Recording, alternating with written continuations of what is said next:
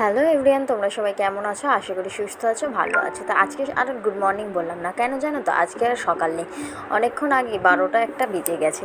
তো আজকে সকাল থেকে আমি ভিডিওটা শ্যুট করিনি, কারণ কি আজকে রান্নাবান্নার একটু তাড়াহুড়ো ছিল, কারণ অনেক কাজ পড়ে আছে, তো সেগুলোকে আমাকে কমপ্লিট করতে হবে। তো তাই আজকে রান্নার ভিডিওর দিকে যাইনি। আজকে প্রথম থেকেই তাই শুরু করলাম যে আমি আজকে কী কাজ করলাম। রান্নাবান্না ছাড়াও তো আমাদের মেয়েদের অনেক রকমই কাজ থাকে, তাই নয় কি? তোমরা কি মনে করো অবশ্যই আমাকে কমেন্ট করে জানিও। শুধুমাত্র যে রান্নাবান্না করবো আর খাবো শুয়ে পড়বো এই কাজটুকুনি তো থাকে না, ঘরের আমাদের যেসব জিনিসপত্র এবার যা কিছু থাকে পুরোটা দায়িত্ব কিন্তু আমাদের ওপরেই থাকে, সেগুলোকে পরিষ্কার রাখা, গুছিয়ে রাখা বা যত্ন করে রাখা। তাই ভাবলাম যে আজকে তাহলে রান্নাবান্নাটা তাড়াতাড়ি সেরে নিয়ে ফ্রিজটাকে পরিষ্কার করতে হবে। অনেক দিন ধরেই ভাবছি ফ্রিজটা পরিষ্কার করবো, কিন্তু ঠিক আর হয়েই ওঠে না জানো। নয় রান্নার দেরি হয়ে যায়, নয় মিস্ত্রি লাগছে, এইসব করতে করতে কোনোভাবেই আর এইসব কাজের দিকে আসা যাচ্ছে না। তাই আজকে ভেবেছি রান্নাবান্না করে নিয়ে আর এই কাজে লাগবো। ওই জন্য সকাল সকাল রান্নাটা সেরে নিয়েছি, নিয়ে প্রথমেই চলে এসেছি ফ্রিজটা পরিষ্কার করতে, কারণ এইটা না খুব দরকার ছিল। কারণ সবজি এনে 2-3 বার রাখা হয়ে গেছে, ফ্রিজটা মোছা হয়নি, তাই প্রচণ্ড পরিমাণে নোংরা বা ধুলো হয়ে যাচ্ছে। তাই ভাবলাম আগে ফ্রিজটা পরিষ্কার করি, তারপর ঘরের কাজে যাবো। আর ঘরটাও একটু অগোছালো হয়ে রয়েছে। সানসেটে যেসব জিনিসগুলো তোলার কথা ছিল সেগুলো তোলা হয়েছিল, তবে অনেক জিনিস নিচে ছিল, সেগুলো আর তোলা হচ্ছে না, কিছুতেই হচ্ছে না, কারণ তোমাদের দাওয়া ভাইয়ের সময় হচ্ছে না। আর আমি তো সানসেটে মই ছাড়া উঠতে পারবো না।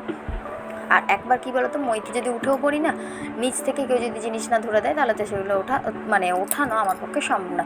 তাই ভাবলাম তোমাদের দাদা ভাইয়ের সময় থাকবে, সেইরকম টাইমে গুছিয়ে রাখলে তুলে দেবে। তো প্রথমে আমি ফ্রিজটা গুছিয়ে নিয়েছি, নিয়েও না আমার প্রথমেই ঘরের কাছে যেতে পারিনি, কারণ সৃজাকে খাওয়াতে হতো, ঘুম পাড়াতে হতো, তবে অন্য কাজে হাত দেওয়া যাবে, নইলে সৃজা তো সারা দুপুর ঘুমাবে না, সারাক্ষণ বিরক্ত করবে। তাই ভাবলাম ফ্রিজটা পরিষ্কার করে আগে ওকে ঘুম পাড়িয়ে দিতে হবে।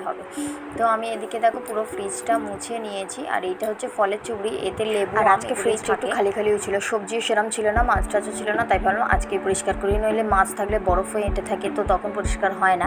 তাই যেহেতু মাছ মাংস কিছু ছিল না, তাই আমি বন্ধ রেখেছিলাম ফ্রিজটা, পুরো বরফটা গলে জল হয়ে গেছে, তারপর আমি পরিষ্কার করে নিচ্ছি। ওদিকে ফলের চুপড়িতে আমি সব কিছু সাজিয়ে গুছিয়ে দিয়েছি। আর এবার করবো কী বলো তো, বাইরেটা মুছে নিচ্ছি, নিয়ে সবজিগুলোকে আগে ঝেড়ে পরিষ্কার করতে হবে, কারণ সবজির জায়গাটাই বেশি নোংরা। সব রকম সবজি এনে রেখে দেওয়া হয়েছে, আর সব ধুলোবালি নোংরা এরকম হয়ে গেছে। তো ভিজে কাপড় দিয়ে আমি সবজির ট্রেটা ভালো করে মুছে নিয়ে যে কটা সবজি ছিল, বেশি ছিল না, অল্প যেগুলো ছিল সেগুলোকেই ভালো করে ফ্রিজে আগে গুছিয়ে আবার তুলে দিলাম। আর একটা জিনিস কাজ হয়নি, যেটা যে কাঁচা লঙ্কা এনে না বোঁটাটা ছাড়িয়ে রাখলে কাঁচা লঙ্কাটা বেশ সতেজ থাকে, তো সেটাও রাখা হয়নি, ফ্রিজে ছিল বলে তাড়াহুড়ো করে আর কি এমনি রেখে ফেলেছিলাম। তো ভাবলাম যে বের করলাম যেখানে, তাহলে ওটাও পরিষ্কার করে নিই, ওটাগুলো ছাড়িয়ে ফেলে দিয়ে তারপর রাখবো। তো এইদিকে আমি সব সবজিগুলো আস্তে আস্তে এক এক করে তুলে নেবো। আর সবজি তোমাদের দাদাভাইকে নিয়ে আসতে বলেছিলাম, তাই ও যদি নিয়ে আসে না আবার গোছানো হবে না, তাই ভাবলাম যে আগে তাড়াতাড়ি করে এটাকে পরিষ্কার করে রাখি, তারপর অন্যদিকে যাবো, নইলে এইটা আর হবে না ঠিক কাজের ফাঁকে। তো সব কিছু আমার কমপ্লিট হয়ে গেছে, একেবারে পরিষ্কার করা গেছে। এবার লঙ্কাগুলো আমি ঝটপট করে ছাড়িয়ে নেবো, নিয়ে আর ফ্রিজে তুলে দেবো। তাই এর মধ্যে কী হলো বলো তো, সব কিছু নিতে গিয়ে আদা রসুন সব কিছু ছড়িয়ে নিচে পড়ে গিয়েছিলো, সেগুলোকেও আবার একটা একটা করে আমাকে গোছাতে হয়েছে। তারপর এনে আবার এগুলো গোছাচ্ছি, নইলে তো সব চারিদিকে ছড়িয়ে থাকবে। তো সব ছড়িয়ে গেছে। তো লাস্টে যখন ফ্রিজটা বন্ধ করে ঘরে যাচ্ছি, দেখছি লেবুও পড়ে গেছে, সেটাও আমি দেখতে পাইনি, কিছু করার নেই, সব ছড়িয়ে পড়ে গেছে, এদিক ওদিক হয়ে গিয়েছিল। তো যাই হোক, আমার এখন ফ্রিজ কমপ্লিট, এবার আমি ঘরের দিকে চলে যাবো। এই দেখো ফ্রিজটা ঠিক এইরকমভাবে পরিষ্কার করে রেখেছি। তো তোমরা কীভাবে পরিষ্কার করো অবশ্যই আমাকে কমেন্ট করে জানাতে পারো। তো এবার ঘরে চলে এসেছি, দেখো এই ড্রামগুলো যেগুলো সানসেটে তোলা ছিল তোমাদের দাদাভাইকে দিয়ে নামিয়েছিলাম, তবে আবার মনে হলো যে না, এগুলো তুলে দিতেই হবে, আমার দরকার নেই ওগুলার। আর অনেক জিনিস নিচে পড়েছিল, যেমন সৃজুর ঘোড়া খেলনাটা, তারপর আরও অনেক কিছু ছিল। আর একটা কী জিনিস হয়েছিল বলো তো, যখন ঘর গুছিয়েছিলাম তখন সব জিনিসটা হাতের কাছে খুঁজে পাইনি, তাই হয়েছেটা কি যে এখানে জিনিস ওখানে, ওখানে জিনিস সেখানে, এরকমভাবে পাল্টাপাল্টি হয়ে গেছিলো। গোছানো ছিল বটে, তবে জিনিস জায়গায় ছিল না, তাই একটু জায়গা পরিবর্তনও করতে হলো, তাই আমাকে একটু খাটতেও হলো। এই দেখো এই যে ব্ল্যাঙ্কেট মতনটা, এটা একটু পাতলা, তো এইটাকে কিন্তু এইখানেই শোকেসে রাখা হয়, কারণ কেউ যদি হঠাৎ করে এসে যায়, আমি সানসেট থেকে ওটাকে পেরে তাকে দিতে পারবো না, সে শীতকাল হোক বা গরমকাল হোক। গরমকালে তো এটা প্রয়োজন পড়ে না, তবু শীতকালের কথাই বলছি। তাই এইগুলো এইখানটায় র্যাকটাতেই থাকে, এই থাকটায়, সেগুলোই আমি ঠিক করে আর কি, যেখানে জিনিস যেটা আমার হাতের সামনে দরকার, যেটা দরকার নয় সেটা বুঝে আস্তে আস্তে করে সরিয়ে রাখলাম। ট্রলি ব্যাগ, ব্ল্যাঙ্কেট, এই ড্রামগুলো সবগুলো, যেগুলো আমার প্রয়োজন নেই বেশি সবসময়, হয়তো কখনো লাগতে পারে, সেগুলোকে আমি সানসেটের ওপরে তুলে দেওয়ার জন্য বলতে তোমাদের দাদাভাই তুলে দিয়েছে।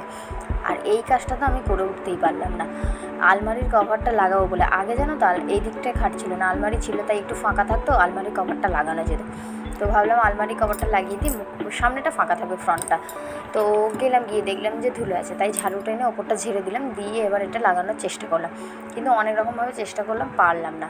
তোমাদের দাদাভাই লম্বা, হয়তো একটু দেখলেও পারতো কি জানি না, তবে আমি পারিনি। চেয়ারে উঠে জানলায় উঠে অনেক কিছু করেই পারিনি, কারণ সাইডে তো কোনো জায়গা ছিল না, তাই হাত ঢোকানোর কোনো জায়গা পাচ্ছিলাম না, যে পর্দাটাকে মানে ওর কভারটাকে ওই সাইড থেকে আমি টেনে নেবো একটু, তাই ওই কোণটা টানতে পারিনি। আর এখন আলমারিগুলো তো বড্ড চওড়া, তাই আমি টানতেও পারিনি, আর কভারটা লাগানোও হলো না।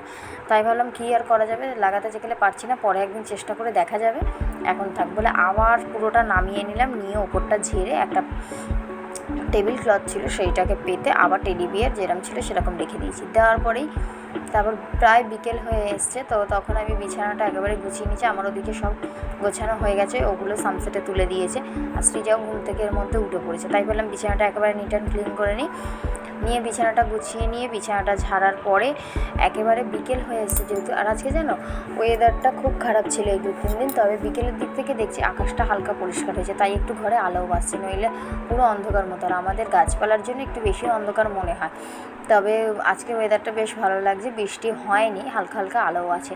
তো তোমাদের সাথে কথা বলতে বলতে আমার প্রায় ঝাঁট দেওয়া শেষের দিকে, তারপরে আমি চলে গিয়েছিলাম একটু গা ধুতে। প্রচণ্ড দেখো মেঘলা ওয়েদার হলে কী হবে, প্রচণ্ড গরম কিন্তু, তাই না, গুমসানি গরম। কার কোথায় কীরকম ওয়েদার যায় না, তবে আমাদের এখানে ওরকমটা হচ্ছে, চারিদিকে স্যাঁতস্যাঁতে আবহাওয়া, কিন্তু গরমটা কমছে না, গরমটা ঠিক ভালোই লাগছে।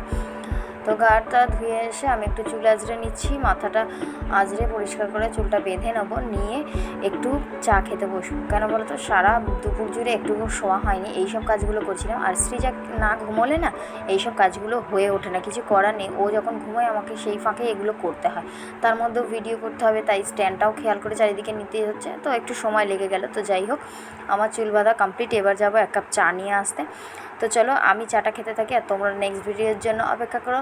তো যদি তোমাদের ভিডিওটা ভালো লাগে তাহলে প্লিজ পাশে থেকো। চলো টাটা, আর একটা লাইক করে দিও।